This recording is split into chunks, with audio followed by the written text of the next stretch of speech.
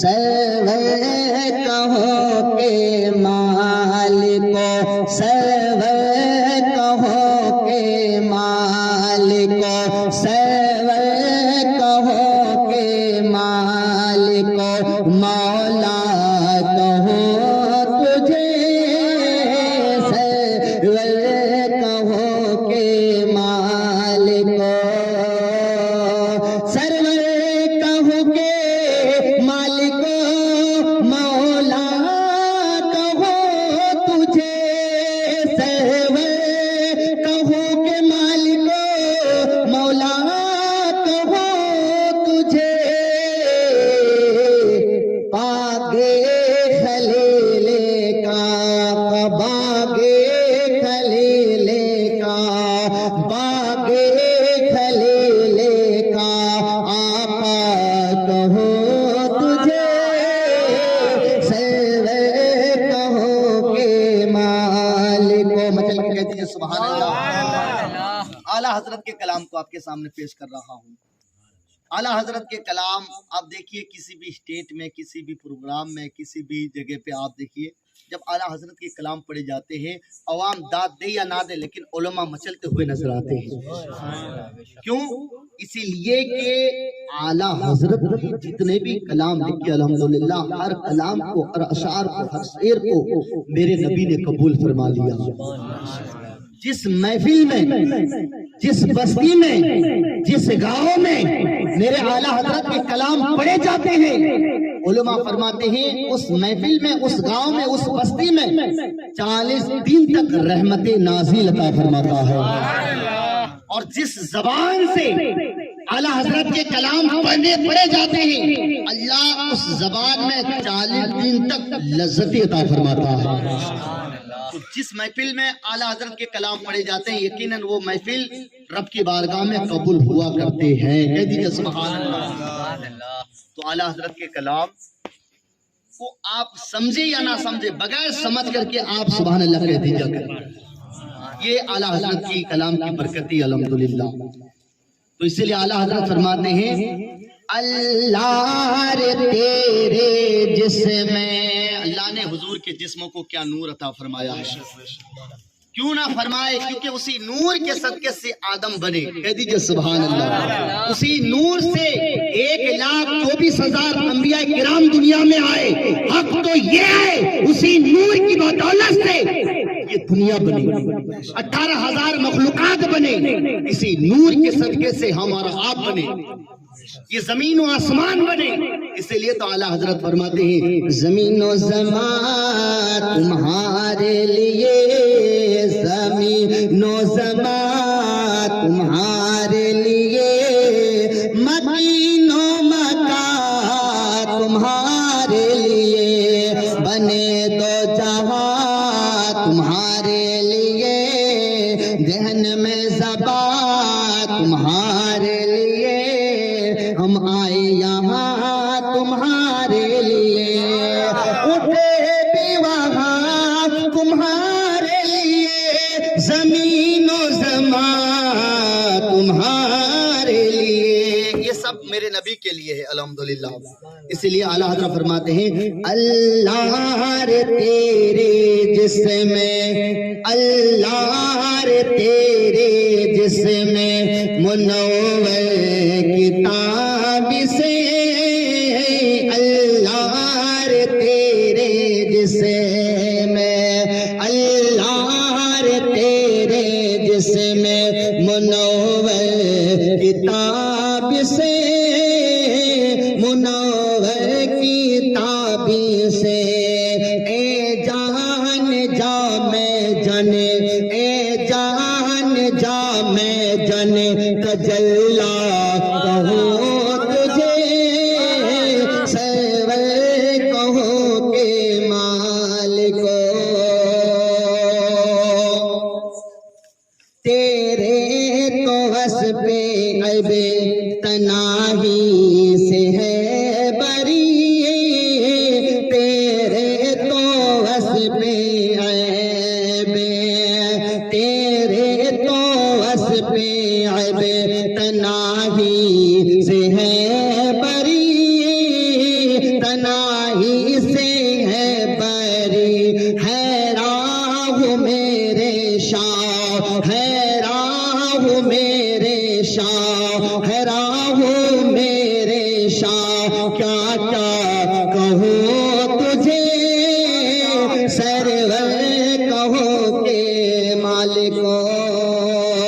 آخر میں اعلیٰ حضرت جو ہے شعر کے اندر فرماتے ہیں، لیکن رضا نے ختم سخن، لیکن رضا نے ختم سخن اسی پہ کر دیا، لیکن رضا نے ختم سخن، لیکن رضا نے ختم سخن اسی پہ کر دیا، اسی پہ کر دیا، اسی پہ کر دیا، خالق کا بندہ خالق کا، خالق کا بندہ خالق کا آقا کہو تجھے سرور کہو کہ مالکو، مولا کہو تجھے سرور کہو کہ مالکو۔ محبت سے ایک مرتبہ درود پاک پڑھ لیجیے۔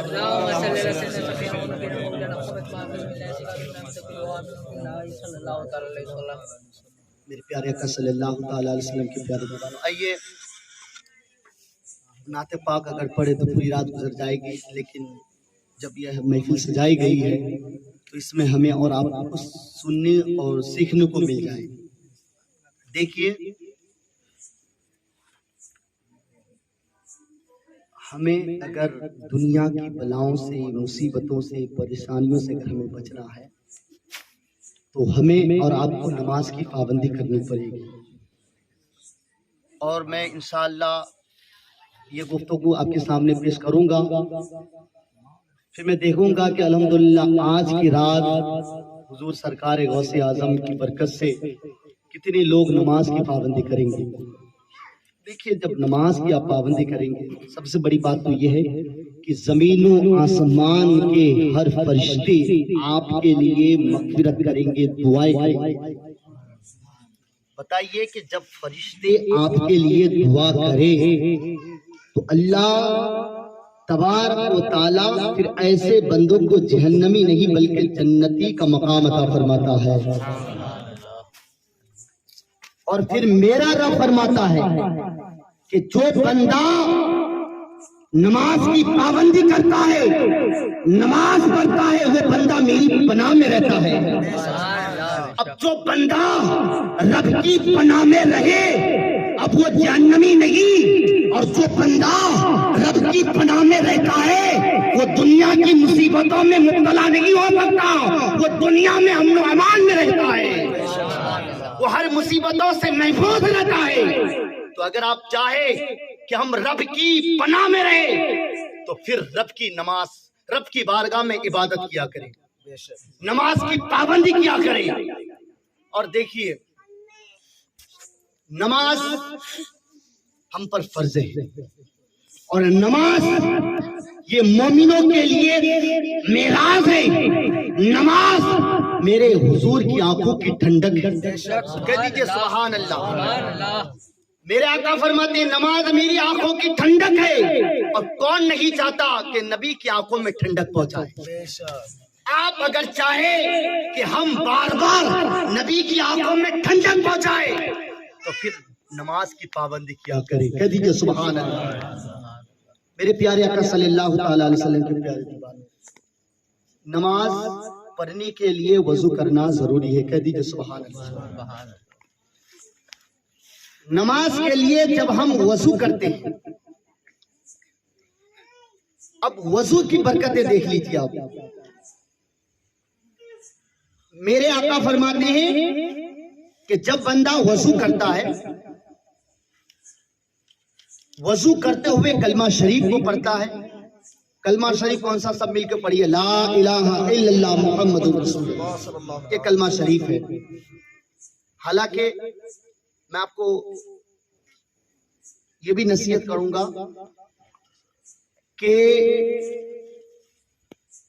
ہم نے اکثر دیکھا ہے کہ وضو خانے کے اندر لوگ وضو کرتے ہوئے دنیاوی باتیں کرتے ہیں، حالانکہ ایسا نہیں ہونا چاہیے۔ جب ہم وضو کرتے ہیں تو اللہ کے کچھ فرشتے ہمارے لیے سایہ بن جاتے ہیں، کہہ دیجیے سبحان اللہ۔ تو پھر ہوتا یہ ہے کہ جب وضو کرنے والا وضو کرتا ہے اور بات کرنے لگتے ہیں تو جو فرشتے آتے ہیں، ایک بار ہم نے بات کیا تو ایک فرشتے چلے جاتے ہیں، دوسری بار بات کرتے ہیں تو دوسرے فرشتے چلے جاتے ہیں، تو پھر فرشتوں کی جو ہمیں برکتیں ملنے والی ہوتی ہے اس برکتوں سے ہم محروم ہو جاتے ہیں۔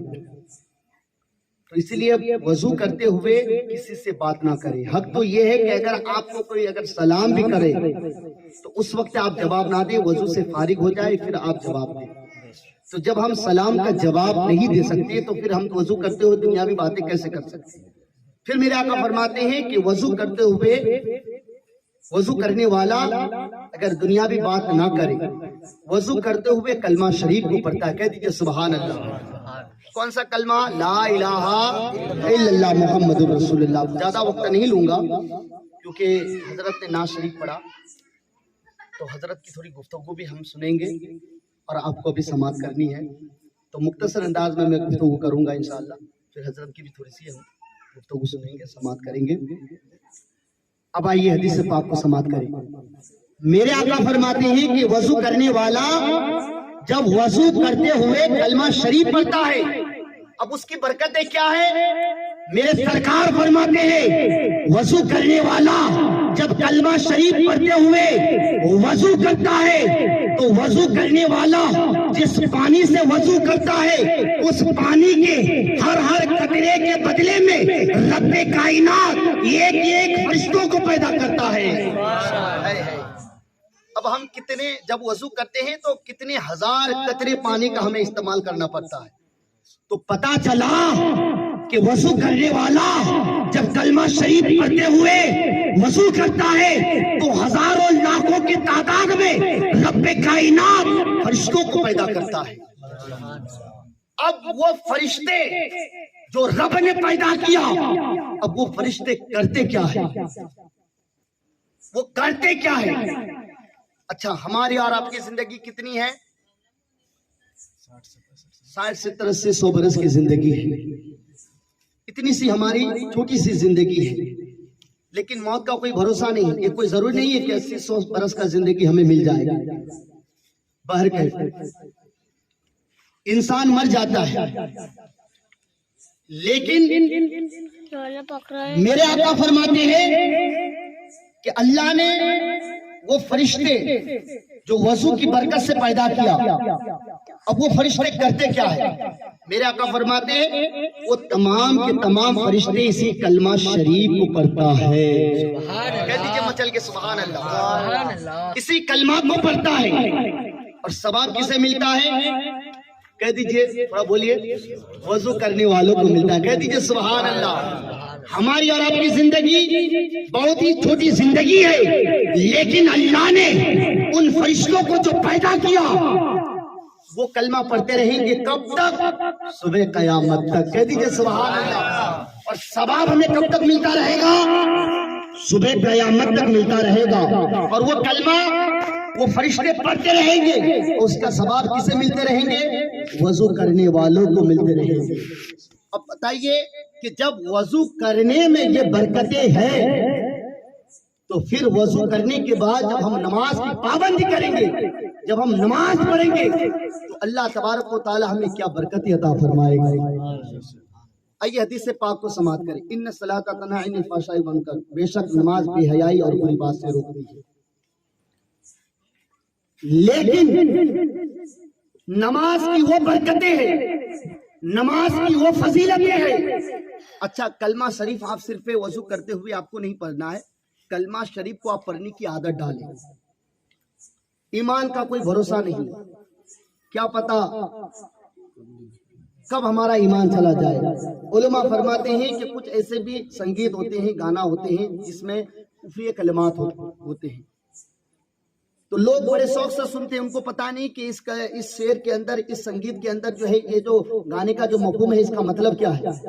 جو کفر ہو تو اس گانے کا مفہوم ہمیں سمجھ میں آئے یا نہ آئے، اگر سننے والا سنتا ہے اگر وہ کفریہ لفظ ہے تو ہمارا ایمان ایسے کمزور ہو جاتا ہے.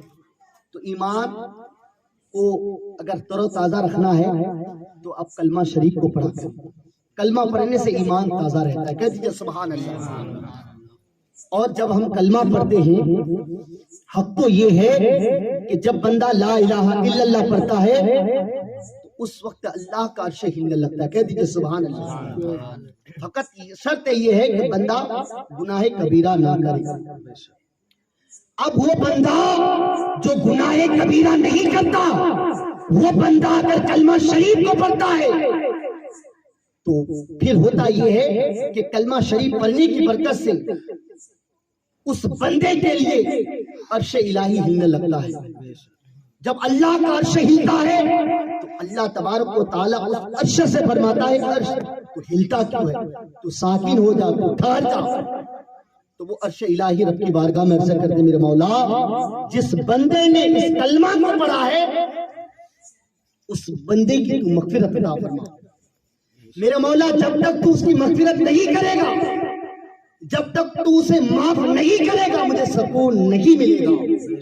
اب اللہ تبارک و تعالیٰ فرماتا ہے کہ اے عرش جا، میں نے تجھے گواہ بنا دیا، اس کلمے کی برکت سے میں نے اس بندے کو معاف کر دیا.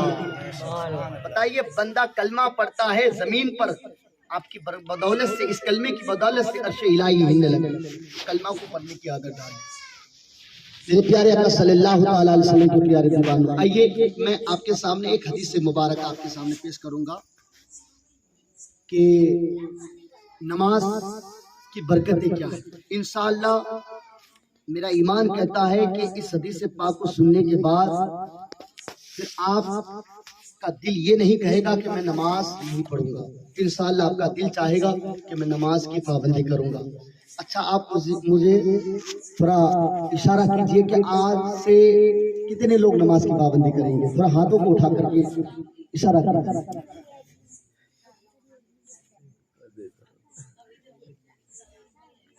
ایک وقت نہیں، 5 وقت نہیں تھے، ایک وقت کے لیے تو اشارہ کر دیجیے.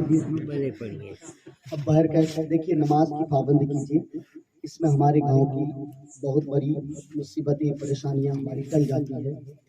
بڑے افسوس ہوتا ہے کہ ہمیں دیکھیے، میں آپ کو باتیں بہت لمبی ہو جائے گی. ایک ایسا نوجوان تھا، وہ عورتوں کی محفل میں رہا کرتے تھے.